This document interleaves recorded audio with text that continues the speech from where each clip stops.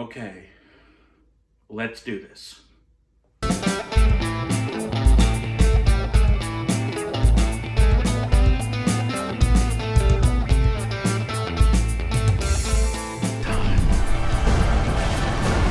Is now.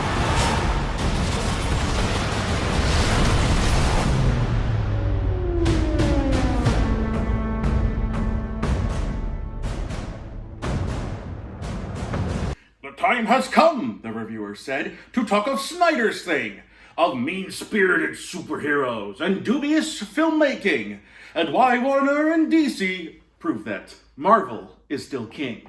Kaloo-kalay, let's get underway, like cabbages and kings.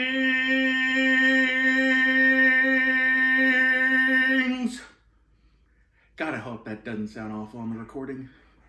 I think my biggest hurdle when it comes to reviewing, and kind of always has been, is falling into the trope of the angry reviewer boy yells at the thing. Like, the shadow of the nostalgia critic and the AVGN just is cast a wide length, even to this day. We're still in the shadow of those two guys. And we're only now starting to kind of break away from that style of reviewing, but I still kind of dip into it from now and again. And like, if you've seen the I Care a Lot or the Finding Ohana reviews I did on this channel, yeah, that's the kind of stuff I'm trying to avoid from now on.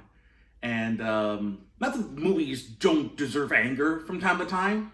I mean, see, as music exists, but I don't want to just be the angry reviewer man yells at the screen kind of reviewer. And it's kind of why I didn't post my Moxie review.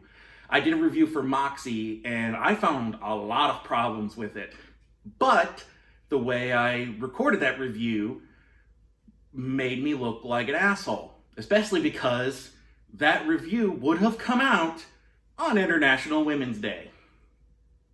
I don't need those kinds of optics on this channel. So I have my issues with Moxie, but I need to find a better way and a better outlet for reviewing it than what I had intended, because I don't want to be that kind of reviewer all the time, if at all possible. As for this movie, it's very rare to go into a movie with 5 years worth of baggage, and yet here we are. I mean, from the initial release of Justice League in 2017, we've been having fanboys decry the release of the Snyder Cut, a thing which did not exist, and now it's finally here. And my initial review, in terms of the written review for this segment, was a lot more antagonistic. And I finally reached the point where I was like, this isn't about the fans. This is not a review of the fans and my opinions on them. The only thing they have to do with this movie is the fact that it exists. Beyond that, my thoughts on them have no bearing on this movie. And I got really into my personal opinions on Zack Snyder, and once again, my personal opinions are their own. They'll come up throughout the review, but I didn't need to tear into him like he was a well-cooked steak. You know, this is just needs to be about this particular movie. So all of my baggage, I wanted to leave it at the door and just come into this movie with a clean slate and a clear mind. 4 hours later. Y'all cannot expect me to take this shit seriously. I think it's interesting that 2 weeks in a row I've covered movies where the director was full up their own ass in making something. You know, the director went full on that guy from Iron Giant. What you currently have in your mouth is art! And yeah, Cherry and Zack Snyder's Justice League have pretty much the same problem. The director is too far up their own ass, and they think they're making high art, and it is so overtly pretentious and over the top and excessively long too. Cherry did not need to be as long as it was, and neither does Justice League. 4 hours, no movie deserves or warrants a 4-hour runtime. Nah, no way. That is entirely excessive. I mean, hell, you cut out the slow motion bits, and it would probably be a good 2.5 hour clip, if not 3 hours. Then you got superfluous scenes like those Scandinavian women singing at Aquaman.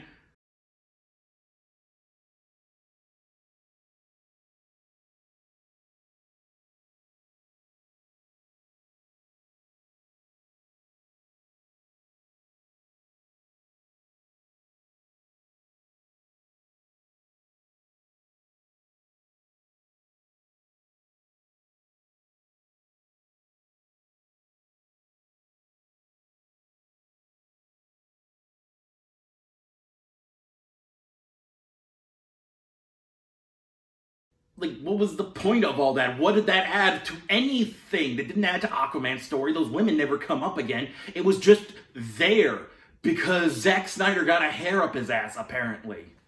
But yeah, between the Russos and Snyder and Scorsese with The Irishman and Peter Jackson, I think the idea of treating directors as artists was a mistake and it needs to be rectified. And I will admit, I used to be a fan of 300 and Watchmen in college. I was really into it. But I think by the time I became an adult, especially in my later 20s and into my 30s, I began to reevaluate Snyder's filmmaking, his recurring themes, and his overall style. And I just did not like it. It's wildly misogynistic. It's very overtly racist at times. And it's just downright mean-spirited and ugly. I get the feeling that Snyder never aged past that point at 12 years old where he started becoming an edgelord and he yelled at his mom, "It's not a phase, Mom!" And he became determined to prove that it was indeed not a phase, Mom. And so now we get a really, really mean-spirited take on superheroes. And I mean, we could dig into the whole libertarian, Ayn Rand, objectivist ideology he puts in this stuff. Apparently, the Fountainhead is canon in his Justice League. So, yeah, there are much more qualified reviewers to dig into that aspect of Snyder than I am. So as to say that the slow motion gimmick he continues to utilize, his muted color palette that looks like somebody puked all over the screen, his really mean-spirited take on heroes, everything about this, his self-seriousness too, especially in this movie. I just want to shout at the dude, lighten up! God. This, of course, is not just a problem with Snyder. It delves into my issues with the parts of the DC universe he chose to adapt. That's the thing. With both Marvel and DC, we're dealing with massive swaths of the comic universe. And while the MCU has cherry-picked how and what parts of the comic universe are part of their universe, DC and Warner Brothers are very scattershot. It's whatever works. And so Snyder decided to pick from some of my least favorite parts of the DC universe and DC history. I never really I was too young to really appreciate Frank Miller's The Dark Knight Returns, because by the time I discovered Frank Miller's The Dark Knight Returns, everybody had discovered The Dark Knight Returns, and that just became Batman from then on. Like, everybody was trying to make Batman into Frank Miller's Batman. And by the time I discovered Frank Miller, he was already making racist propaganda like 300 and Holy Terror. So, yeah, Frank Miller was already ruined for me. Not only that, but you got things like Cyborg looking like a knockoff Iron Man here, thanks to the New 52. God, I hate that redesign. Oh, look, it's just part of his face, like the Phantom of the Opera. It's like a reverse Phantom of the Opera with his face, but he's still technically a cyborg now. God, he doesn't even look. You put the thing over his face at one point in the movie. He's just an Iron Man knockoff at that point. Like, why? DC, it's okay for him to have human parts because he's a cyborg, not Iron Man. Not to mention the whole 90s aesthetic, that 90s extreme aesthetic. That also was part and parcel of the New 52. That was when DC decided they wanted to be 90s light. All of the angst and half the extreme. And that's not part of the DC universe I like. The parts I was introduced to was through Bruce Timm. And that was much more of a Silver Age style take on superheroes. It was much more meaningful and much more interested in characters and not so much in just, angry boys and mean-spiritedness and just cynical sort of Gen X takes on superheroes. It was much more of a, they were willing to have more meaningful conversations, but the whole point was that Superman was a Boy Scout, because being a Boy Scout is not a bad thing. It's not bad to be lawful good. It's okay to be lawful good, because Superman is an interesting character where the point is that it's him reacting to the world around him. Those are his best stories when he is challenged, like in Superman versus the Elite, or whatever happened to Truth, Justice, and the American Way, the original comic. That sort of story with Superman is really great because it understands that being a Boy Scout isn't a bad thing. But for some reason, we got to a point where cynical edgelords decided being a good person is boring. And you can't write interesting characters like that. And yeah, you can. You do it with Captain America or Spider-Man. And Superman should be the same way, but for some godforsaken reason, they can't seem to handle that. This is also part of why I preferred Shazam and Birds of Prey. They were much more lighthearted, much more in that sort of post-Silver Age style, where it was a lot of playfulness, but willing to be serious. It's a serious story, but there's a lot more fun to be had. And that's the kind of stories I want to see. It's part of also why I need to catch up, but I did like what I saw of the Flash TV series, the current one, as part of the whole Arrowverse thing. I couldn't get into Arrow. I thought that was much more of that whole Snyder and New 52 and post-90s, cynical, mean spirit. I mean, the Green Arrow is one of my favorite comic book characters because he's almost like an anarcho-communist. He's just shy of that. He's definitely on the very far left progressive-wise, and he is basically like a modern-day Robin Hood in the DC universe, and he holds people to task. It's part of why I liked him in the Justice League Unlimited series. But they took that interesting part of him away so he could be a darker, edgier, killer hero. And he kills people. Ooh, that makes him interesting, I guess. Nah, I don't like that. That feels like, 90s era executives trying to appeal to Gen Xers again. And yeah, it's part of why I never watched Titans either, because it's that same mentality. I am tired of angry white boy superheroes. We can be done with that aesthetic. And it's also part of that reason why I figure Brightburn failed. James Gunn, if he had gotten to Brightburn and made it before Man of Steel, it may have had more of an impact. But even by that point, between Snyder's take on Superman and the various other takes on Superman where it's where they push away from his traditional good boy image, DC and especially the DCEU have proven that yes, Superman is not afraid to kill people. So now he's less interesting of a character.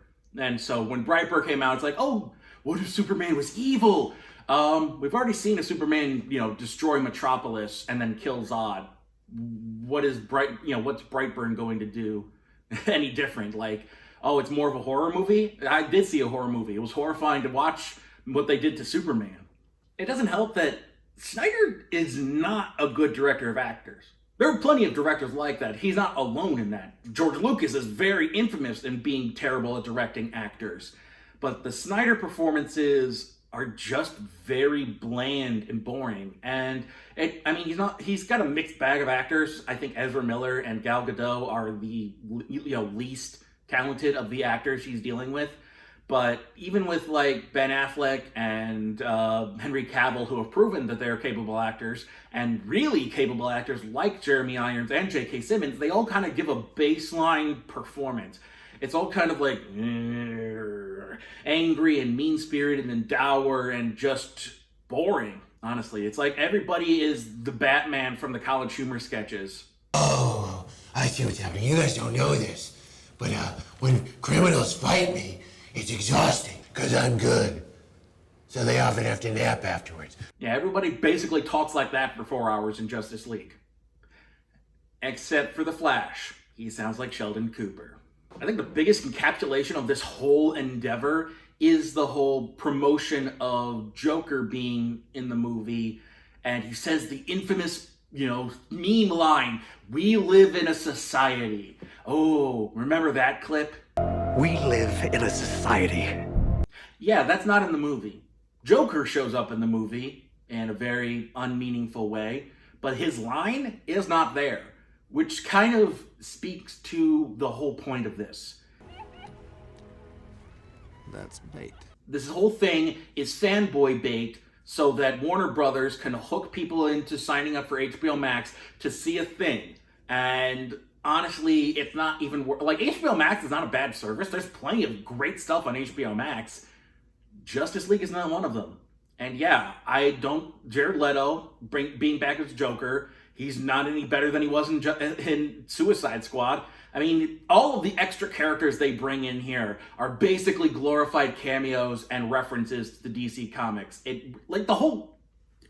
I have so many issues with the whole trying to implement the Injustice storyline into the DCEU. Snyder is apparently a big fan of Injustice because, my God, does that keep popping up in those dream sequences. That whole thing is basically the Injustice storyline. And it is so awful, and I hate Injustice's story with a burning passion. My God, do I hate Injustice. The games are fine. Like, the actual gameplay is fine. The storyline and the comics that they wrote for it are just the worst kind of storyline for me. I cannot stand how it's exactly what I'm talking about. It's the echoes of the 90s, and I hate it. Oh, speaking of characters who show up and have no meaningful point to the movie, Darkseid's here for a change. See, last time it was just D-tier supervillain Steppenwolf, and now we actually get to see Darkseid twice, and he just is kind of there. He's kind of there, doesn't say a whole lot, and he kind of blends into the background because everything's a poop brown. So I don't see the point. Why is Darkseid here if he's not going to do shit? He's just there. Like, it was one thing when Thanos didn't do shit in Guardians of the Galaxy and the end of Avengers, because by Guardians of the Galaxy, I believe Volume 2, he started doing shit and became more proactive. Zack Snyder's not coming back. And I don't think they're going to keep going ahead with the Snyder idealized version of the DCEU. Personally, I think they could just call it the DCCU or the DCMU, because I think the DCEU is a very bad way. Extended universe? Like, why? I get not using the exact terminology, cinematic universe. Call it the film DCFU. That's actually a better term. The DCFU. FU for thinking we were going to make good movies. I don't care about the references and the teases for future installments in a series that's ending. Like, think of how many times a movie has teased for a sequel and then never got it. In fact, a lot of times when you tease for a sequel, you're guaranteed to fail. That's the whole thing. If Iron Man failed, that little bit at the end of the trailer would have been a nice little Easter egg to nothing. There would have just been a cute little Easter egg of Nick Fury showing up. But otherwise, the film itself ends. It's a complete ending. The whole thing at the end could have just been an Easter egg and then nothing else. But because it was so successful and we began to build on it. Well, because Kevin Feige knew what he was doing. He planned that shit out years in advance. And nobody else has learned that's the part that made them succeed. Time and planning. They planned that shit out far in advance, and everybody else is trying to catch up by putting rocket ships at the end of their boats and crashing into everything because they have no idea what they're doing. Because Marvel planned their shit out and was thinking 10 moves ahead. Everyone else is just like, I don't know, just do something. And it's no wonder everybody else has failed in the MCU experiment. But I think that's just it. I mentioned Darkseid, and I completely moved on from him because Darkseid doesn't matter in this movie. Like, they mentioned the anti-life equation, and Steppenwolf is always kowtowing to some other servant of Darkseid. DC Comics fans probably know who he is. He just looks like a metal Grim Reaper. But Darkseid has less impact on this movie than he did in the death battle with Thanos for Rooster Teeth.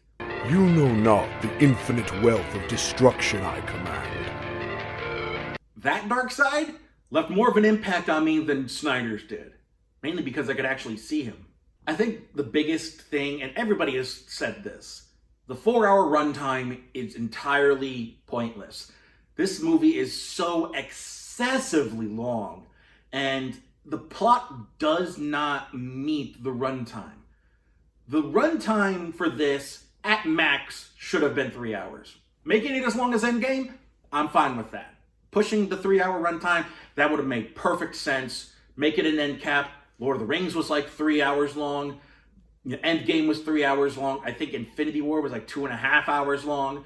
Perfect, fine, good. That's not unheard of. Why 4 hours? Because I tell you what, there is still a whole hour, maybe an hour and a half you could cut from this movie. Namely, the parts where they slow down everything for no reason. Or the parts where it's just Zack Snyder lamenting the fact that he's not just a music video director. Like, Zack, you don't have to try and tell stories, right? If you want to make music videos, just go make music videos. I know that they're not, the days of MTV are gone, but you can just go make music videos, Sofia Coppola has made a whole bunch of music videos in between her films. You don't have to try and make actual movies if all you want to do is make music videos, Yeah, just this whole thing, the plot doesn't really warrant a 4-hour runtime. It 2 hours to 3 hours. Anywhere within that range is a perfect runtime for this plot. That way it adds on to the extra characters, which is part of the reason I've been seeing so much more praise of this, and I think it deserves. Like, people are praising it because, Cyborg and The Flash got more screen time and more character development. And there's not as many really terrible jokes. And I'll give them that. It's technically better than Whedon's Justice League. In that Whedon is really terrible at everything besides Superman in his cut. Like, the things he did to improve Superman were vastly more than anything that Snyder did with Superman. Other than that, most of what Whedon did was try to copy Avengers. And the Justice League are not the Avengers. So yeah, the stuff that it's slightly better than Whedon's cut, because the whole theatrical cut we got was a hodgepodge of Snyder's and Whedon's styles crashing together in a 10-car pileup. And yeah, this is a singular director's vision. That singular director is still Zack Snyder, and Zack Snyder is not a good character writer, and he is not a good storyteller. He's a visual director first and foremost. It's why the prequels were such a hot mess in terms of characters and are much more remembered as meme fodder, because Lucas is also not a good character writer or storyteller. He's a good visual director. And when he tries to tell these elaborate stories, he just falls all over himself because he's not good at it, and that's okay. Not everybody has to be perfect in that regard. But kind of like with the Russo brothers trying to be more like Scorsese, if you try to go out of your lane, you're gonna mess up if you aren't familiar with that kind of storytelling and that kind of filmmaking. It's crazy to think that Cherry and Zack Snyder's Justice League have almost the exact same problems. For people who are much more familiar with action and that kind of amusement park filmmaking that Martin Scorsese would call it, trying to be serious for a change, and they're just not good at it, and they end up making pretentious, up-its-own-ass garbage. And yeah, I'll say this. Zack Snyder made a technically better film than the original cut of Justice League. That said, I would much rather watch that original cut of Justice League, which is still pretty bad. But what I got out of it was A, a shorter runtime, and B, glimpses of a Superman that I actually like. It's just everything else that sucked, because it's a hodgepodge and a hot mess and doesn't really make sense, and Joss Whedon's a piece of garbage who is terrible at joke writing. So yeah, a lot of the stuff coming out about Joss Whedon explains a whole lot of how he writes women. But that's the thing. I would sooner watch Avengers and even Age of Ultron before I would watch any cut of Justice League, because Snyder and Whedon don't make a good pair for that one, and it's very clear that they brought in Whedon because he made Avengers. And Snyder by himself, I just cannot stand. I mean, that's the thing. This is on HBO Max. You could be watching Justice League and Justice League Unlimited, the entire Bruce Timm animated universe for DC. You could be watching good DC movies like Shazam, Birds of Prey, or even the old Tim Burton Batman and Batman Returns. Hell, you could be watching a fun movie like Batman Forever and Batman and Robin. Or, you could be watching Doom Patrol, whose Cyborg doesn't look like an Iron Man ripoff. God, that was the worst redesign for Cyborg ever, I swear to God. All of that being said, all of my grievances aired, I do not begrudge people for liking this movie. Like, there are movies by Snyder that are far, far more offensive than this. 300, for example, which a lot of the problems stem from the source material that Snyder just exasperates. And Sucker Punch, that's awful. There's way more worse from Snyder than Justice League. Batman v Superman, for instance, that's worse than Justice League by a country mile. So if you did enjoy this 4-hour monstrosity, I'm glad. I think that's my biggest takeaway from growing as a reviewer, is that I need to remember that even the things I hate have its fans. And I don't want to begrudge somebody for liking a thing because I didn't like it. And I know for a fact that I've been dealing with that as a fan of The Last Jedi. I have to deal with anytime The Last Jedi comes up, it is just an absolute shitstorm. So I get it. If you like this, I'm glad you liked it, and I hope you enjoy it. And if you come to not like it later, that's okay too. Whether you like this or not, if you got something out of it, good for you. I just didn't. And at the same time, it's not going to be anywhere near my bottom 10. Like, this whole endeavor is a hot mess up its own ass, and just part and parcel of why I can't stand Zack Snyder and his take on the DC universe. But when movies like Sia's Music exist, there's no place for Justice League on my bottom 10. Like, I did not like it at all. But it ain't going anywhere near that bottom 10 unless nothing else worse comes out this year. And even then, it's probably just going to be an honorable mention if that's the case. If we were lucky enough that no more awful movies come out this year that I see, then Justice League being an honorable mention will be the worst it gets. Otherwise, I don't even think it'll end up in the bottom 20. So for those who enjoyed it, I'm glad you enjoyed it. For those who didn't, like me, it's okay. Nobody has to enjoy all the things. And now that that's all done, we can move on to the next big movie. Godzilla vs. Kong is coming out, and if you're not Team Godzilla, you're wrong.